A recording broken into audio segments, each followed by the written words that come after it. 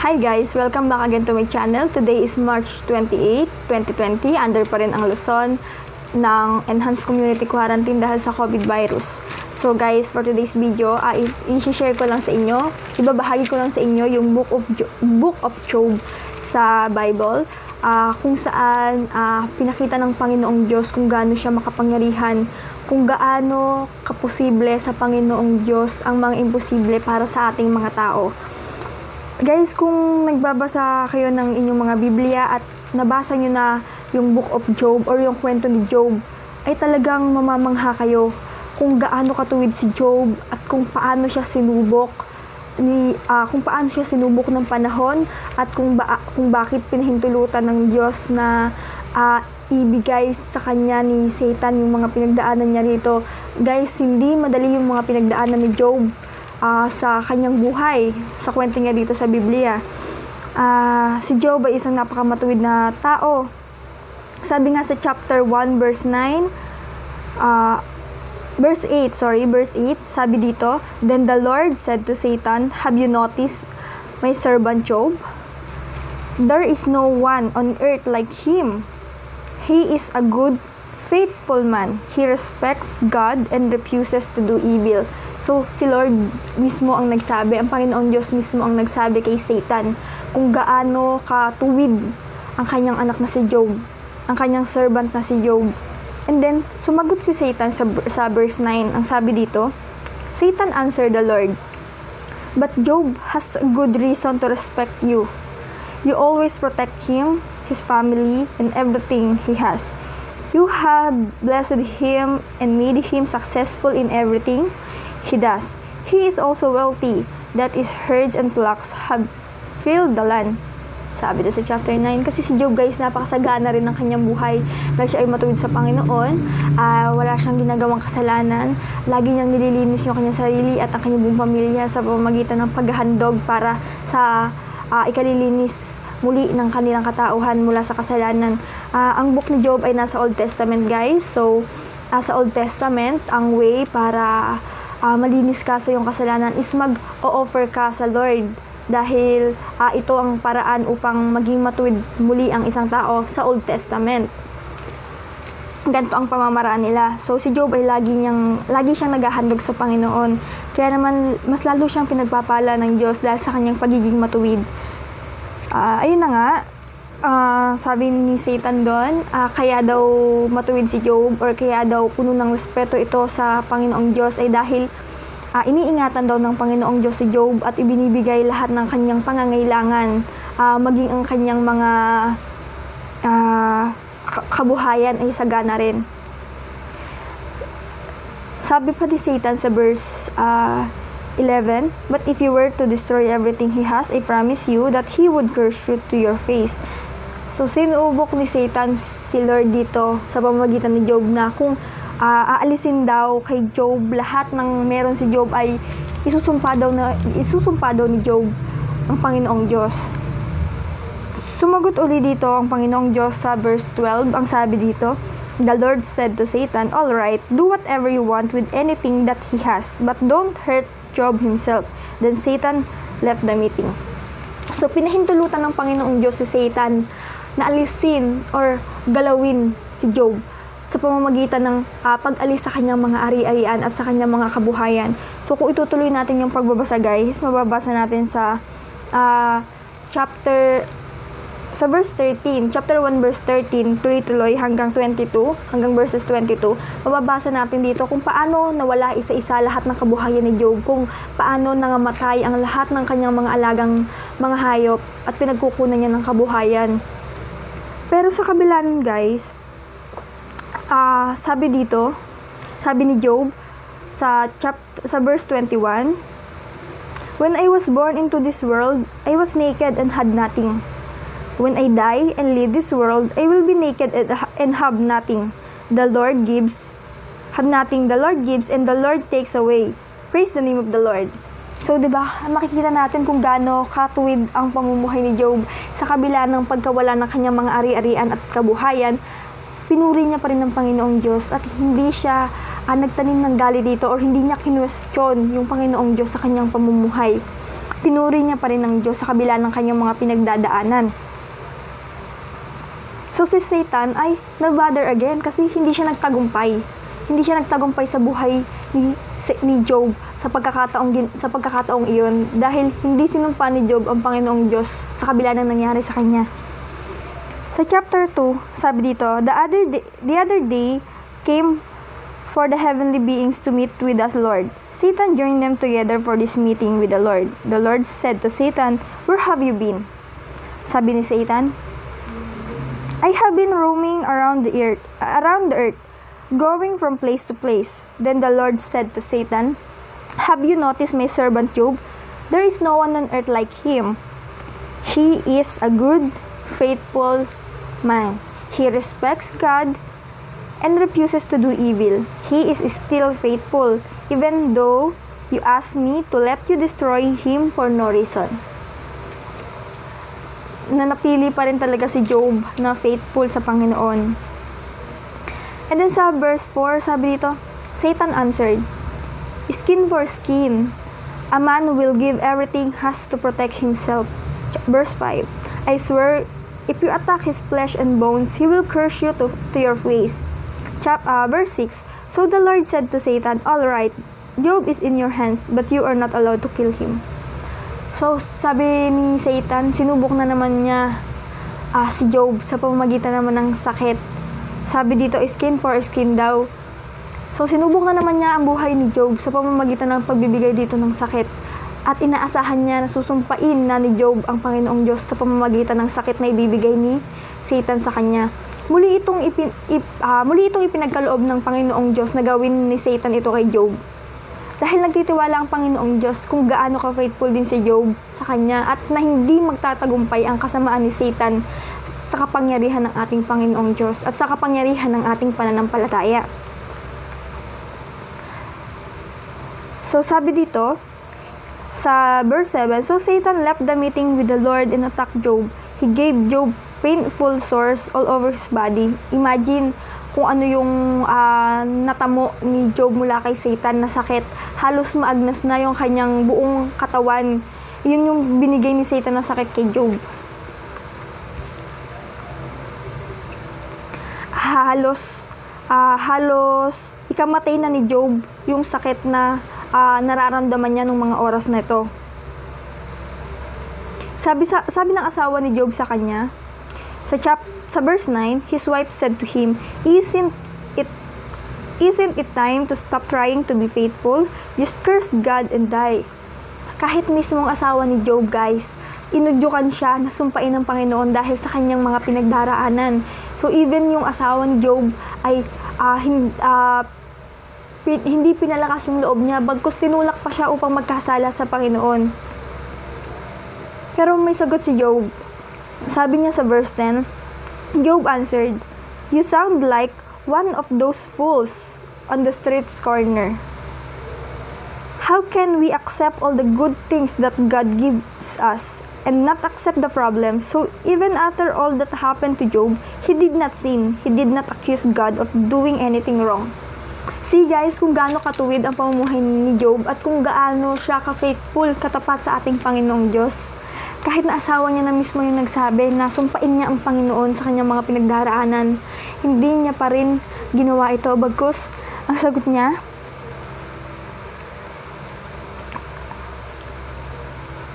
how can we accept all the good things that God gives us and not accept the problems? Ang ganda, di ba?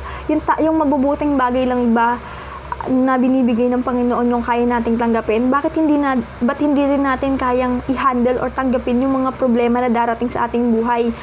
Kumbaga, hindi lang tayo tanggap ng mga biyaya. Dapat maging handa din tayo sa mga problema. Na dapat hindi pa rin tayo magkasala sa kabila ng ating mga pinagdaraanan. Bilang tao, napakahirap para sa atin na mamuhay ng sobrang matuwid dahil tayo ay nakatira dito sa pansamantalang tahanan natin sa mundo kung saan pinaghaharian ni Satan o ng kasamaan. Pero kung patuloy tayong mamumuhay ng ayon sa kalooban ng Panginoon at nakabase sa kanyang mga utos at sa kanyang mga kalooban at sa kanyang mga pangako. Hindi tayo mababayaan ng Panginoon. Ipahihintulutan niya na tayo ay magtagumpay kahit anuman yung pinagdaraanan natin, especially ngayon. Tayong mga tao pinagdaraanan natin ngayon yung virus na kumakalat, kung saan ay nagkokos ito ng panic, ng anxiety, ng mga pagkabalisa sa bawat isa sa atin. Pero kung babasahin natin yung salita ng Panginoon, malaking tulong ang magagawa nito upang mawala yung takot at mapalitan ng galak at pangako ng Panginoon na tanging nating pangahawakan anuman yung mangyari sa ating mga buhay. So dumating na nga yung time, guys, na halos sinumpa ni Job yung kanyang pagkabuhay. Sinumpa ni Job kung bakit pa siya nabuhay sa mundo. Magbabasa natin yun sa chapter 3. Job curses the day he was born, pero he never curses God. He just curses the day that he was born. Again, he did not curse God. Sa patuloy nating pagbabasa ng Book of Job, ang sulat kung saan mababasa natin yung kwento ni Job, marami pa tayong mababasa dito ng mga pangako ng Panginoon at kung gaano sinubok si Job ng panahon, pati yung mga kaibigan niya. By the way, guys, yung nawala lahat ng kabuhayan ni Job, nawala pati yung mga anak niya, nawala lahat ng meron siya. Kung gaano siya kasagana noong umpisa ay nawala lahat. Hanggang sa kinausap na siya ng mga kaibigan niya, maging yung mga kaibigan niya ay hindi rin pinalakas yung kanyang loob. So patuloy nating basahin yung Book of Job nang malaman natin kung gaano kahalaga malaman natin yung kahalagahan ng kapangyarihan ng ating Panginoong Diyos sa ating buhay. Yung mga miracle na ginagawa ng ating Panginoon at yung mga kaya niyang gawin.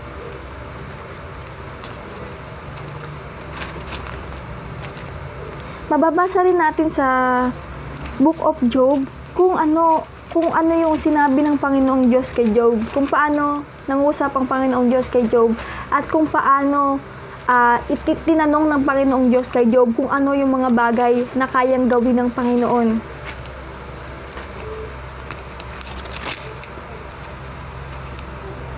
Sa chapter 38, mababasa natin yung God speaks to Job. Dito nangusap yung Panginoong Diyos kay Job. Kung saan, sabi dito, the Lord spoke to Job from the whirlwind. Verse 2, who is this ignorant person who raises doubts about my decision? Prepare to defend yourself. Get ready to answer the question I will ask you. Where were you when I made the earth? If you are so smart, answer me. Yung mga tanong ng Panginoong Diyos dito, halos nagpapakita rin kung gaano siya kamangha-mangha at kung gaano kalaki or kalawak yung sakop ng kanyang kapangyarihan at kung gaano siya kabuti sa buhay natin, lalo na sa buhay ni Job ng mga panahon na to.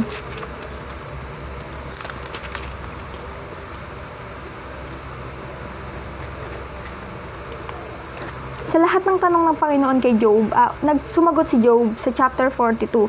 Job answers the Lord. Sabi niya dito, then Job answers the Lord, I know you can do everything. You make plans and nothing can change or stop them. You ask, who is this ignorant person saying these foolish things? I talk about things I did not understand. I talk about things too amazing for me to know. You said to me, listen and I will speak. I will ask you questions, and you will answer me. In the past, I heard about you, but now I have seen you with my own eyes, and I take back what I said. I sit in dust and ashes, but now I am comforted. So sa chapter 42 din natin mababasa kung paano ibinalik ng Panginoong Diyos ang lahat ng nawala kay Job ng doble-doble pa. Magmula sa kanyang kabuhayan, magmula sa kanyang mga anak, magmula sa kanyang pamilya, dinoble ng Panginoon yon at muling sumagana ang buhay ni Job. Sabi dito sa sa chapter 42 chapter 42 verse 8. Unahin na natin pala yung verse 10. Job for his friends. And the Lord made Job successful again. The Lord gave him twice as much as he had before. Dinoble ng Panginoong Diyos kung ano man yung meron siya noon. Then all his brothers and sisters and all the people who knew him before came to his house. They all ate a big meal with him. They comforted him and were sorry that the Lord had brought him so much trouble. Each person gave Job a piece of silver and gold ring. Verse 12. The Lord blessed Job with even more than he had in the beginning. Job got 14,000 sheep, 6,000 camels, 2,000 oxen, and 1,000 female donkeys. He also had 7 sons and 3 daughters. He named the first daughter Jemimah and the second daughter Keziah. He named the third daughter Karen. Job's daughters were among the most beautiful women in the whole country. And like their brothers, they each got share of their father's property. Verse 16, so Job lived for 140 years more. He lived to see his children, his grandchildren, his great-grandchildren, and his great-great-grandchildren. Job lived to be a very old man who had lived a good, long life. So see guys, kung gaano kamangha-mangha yung milagro or yung miracle at yung pagmamahal ng Panginoong Diyos sa atin. Kung nagawa niya ito kay Job, kayang-kaya niya rin gawin ito sa iyong buhay, sa ating buhay.